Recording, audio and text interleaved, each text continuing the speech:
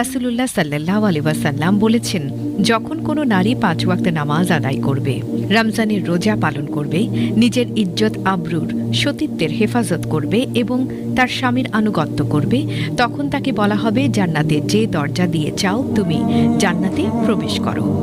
ইবনে মাজাহ। এ কারণেই রাসূলুল্লাহ সাল্লাল্লাহু আলাইহি ওয়াসাল্লাম নারীদের সতর্ক করেছেন যে তারা যেন তাদের স্বামীদের কষ্ট না দেয়।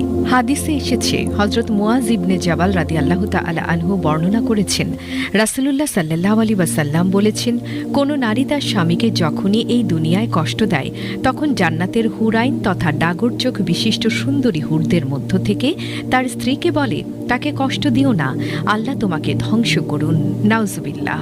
সে তো তোমার কাছে একজন আগন্তুক মাত্র, অচিরেই সে তোমাকে ছেড়ে আমাদের মাঝে চলে আসবে। তিরমিজি। সুতরাং নারীদের উচিত হাদিসে ঘোষিত সহজ 4টি আমল